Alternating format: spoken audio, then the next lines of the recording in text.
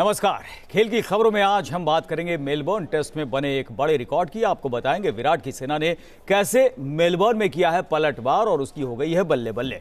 और साथ ही एक कमेंटेटर की टिप्पणी ने कैसे सोशल मीडिया पर तूफान ला दिया है, इसके बारे में भी आपको बताएंगे। इसके अलावा पूर्व ऑस्ट्रेलियाई कप्तान रिकी पॉन्टिंग की एक बड़ी उपलब्धि की भी हम चर्चा करेंगे। और साथ ही आपको बताएंगे कौन बन गया है दक्षिण अफ्रीका का सबसे सफल गेंदबाज। लेकिन सबसे पहले बात मेलबर्न टेस्ट के पहले दिन के खेल की, जिसमें एक नए खिलाड़ी की वजह से टीम इंडिया इस वक्त फ्रंट फुट पर दिखाई दे रही है। और इस पर हम चर्चा करेंगे मेलबर्न में मौजूद न्यूज नेशन संवाददाता रवीश बिष्ट से। तो विराट कोहली, चेतेश्वर पुजारा क्रीज पर मौजूद हैं और उम्मीद की जा रही है कि एक बड़ा स्कोर टीम इंडिया बनाने में कामयाब होगी, ताकि पहली पारी में एक बड़ा स्कोर के सामने ऑस्ट्रेलियाई टीम दबाव में आ जाए। लेकिन इस स्थिति में अगर टीम इंडिया इस वक्त है तो उसका क्रेडिट जाता है एक युवा खिलाड़ी को, नए खिलाड़ी को। डेब्यू टेस्ट मैच था उसका और उसने अर्धशतकीय पारी खेली और ऑस्ट्रेलिया में ऐसा करने वाले वो दूसरे भारतीय खिलाड़ी बने, यानी एक इतिहास रच दिया। वेरी वेरी स्पेशल, बहुत लकी हूँ कि एमसीजी में मेरा डेब्यू हुआ है। और कि जो मतलब मेरे हिसाब से कि जो रिक्वायर्ड था एज अ प्लेयर, वो every player has to go through getting runs in Ranji trophy and doing what he has to do, वो मैंने किया और उस बात की मेरे को बहुत खुशी है।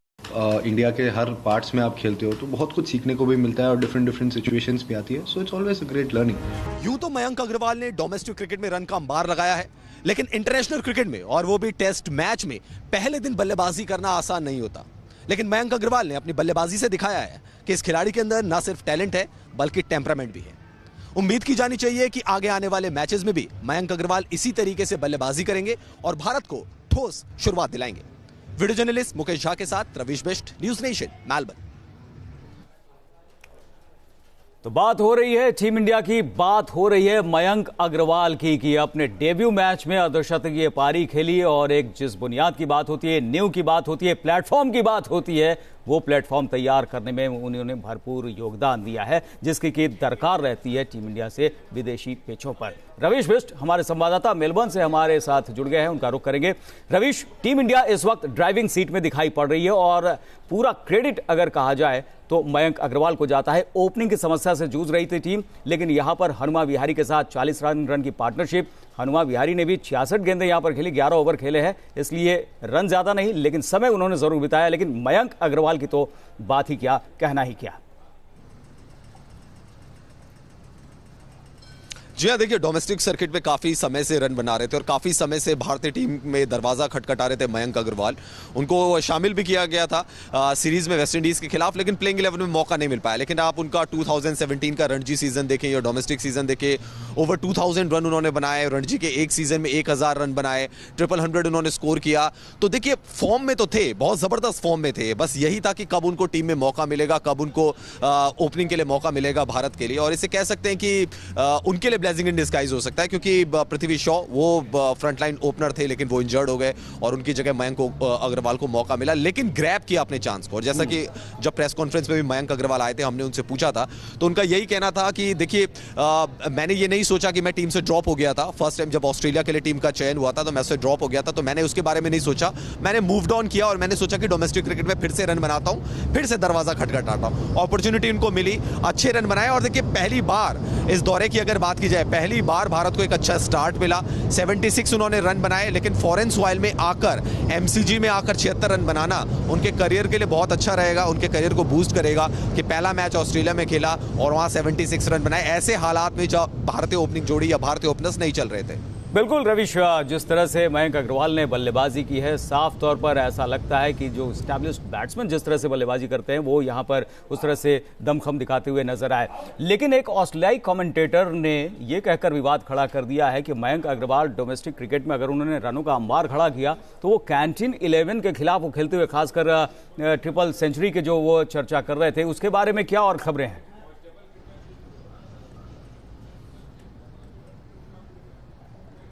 देखिए मयंक अग्रवाल की जहां तक बात की जाए, जिस तरीके के वो बल्लेबाज हैं और जिस कॉन्फिडेंस के साथ उन्होंने बल्लेबाजी की, जब प्रेस कॉन्फ्रेंस में भी हम लोग आए थे, हमने उनसे पूछा तो उन्होंने कहा कि देखिए मेरे को ऐसा लगा नहीं कि मैं कोई इंटरनेशनल मैच खेलने जा रहा हूं। और जो कि उनके बारे में सवाल भी पूछा जा रहा था कि क्या आप वाइट बॉल क्रिकेट को ज़्यादा पसंद करते हैं, उन्होंने कहा ऐसा कुछ नहीं है। बाकी जो आउटसाइड द फील्ड जो भी बातें हो, इसका मयंक अग्रवाल ने कहा कि उनके ऊपर कोई फर्क नहीं पड़ता है।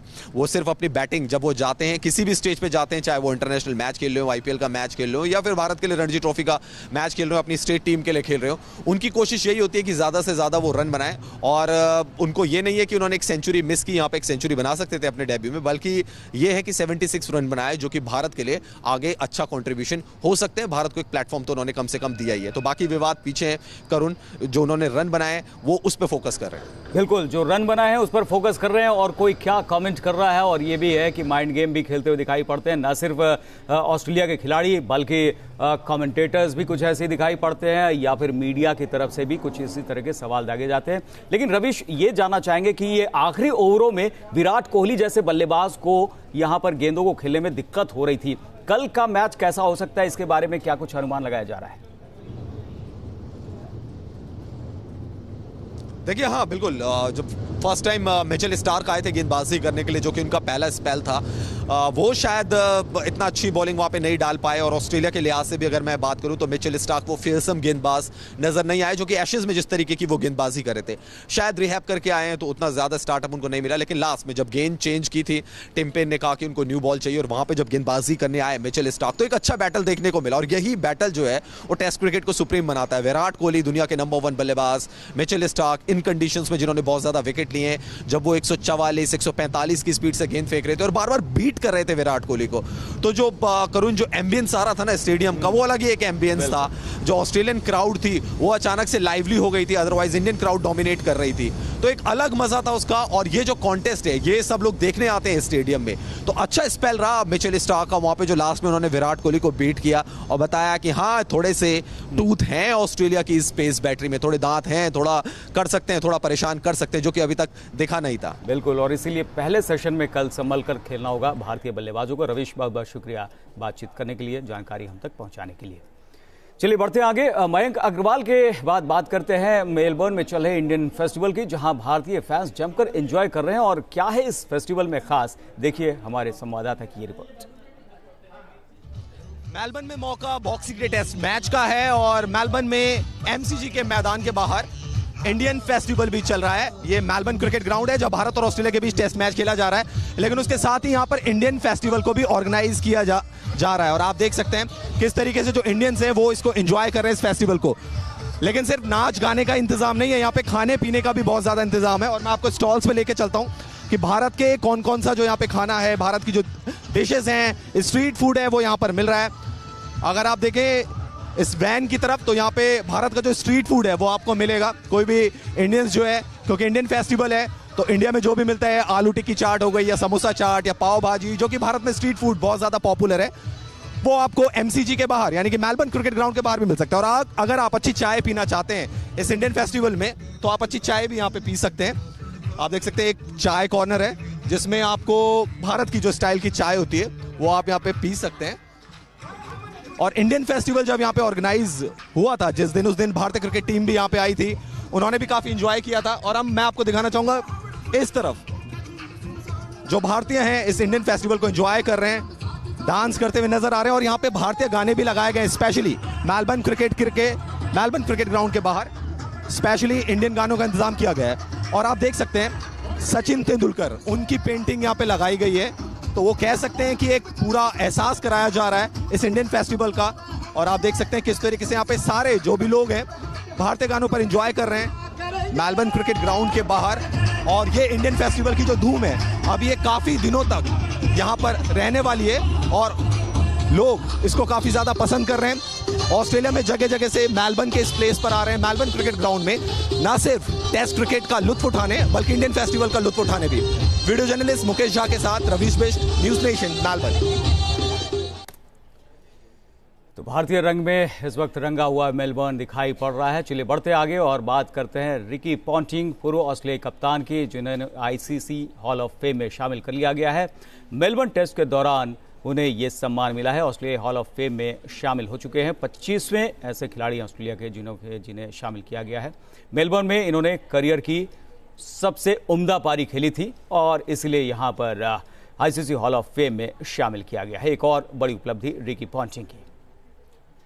चलिए, तो बात हुई रिकी पॉन्टिंग की। अब बात करते हैं डेल स्टेन की, जो दक्षिण अफ्रीका के सबसे सफल टेस्ट गेंदबाज बन गए हैं। स्टेन ने पाकिस्तान के खिलाफ इतिहास रच दिया। स्टेन ने सेंचुरियन टेस्ट के पहले दिन फखर जमा का विकेट लेते हुए यह रिकॉर्ड हासिल किया।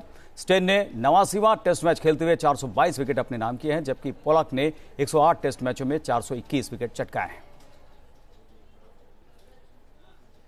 और अब बात प्रो कबड्डी लीग की, जहां आज 2 मुकाबले खेले जाएंगे। पहले मैच में गुजरात और पटना का आमना सामना होगा। 21 में से 16 मैच जीतकर गुजरात जोन ए में टॉप स्थान पर है और वो पहले ही प्लेऑफ के लिए क्वालिफाई कर चुका है। वहीं जोन बी में पटना पायरेट्स तीसरे नंबर पर है। पटना अब तक क्वालिफाई नहीं कर पाई है टीम। ऐसे में पटना की नजरें गुजरात पर जीत दर्ज करने की होगी। जबकि दिन का दूसरा मुकाबला बंगाल वॉरियर्स और बेंगलुरु बुल्स के बीच होगा। दोनों ही मैच कोलकाता में खेले जाएंगे। और खबरों का सफर जारी है। आप बने रहिए न्यूज नेशन के साथ।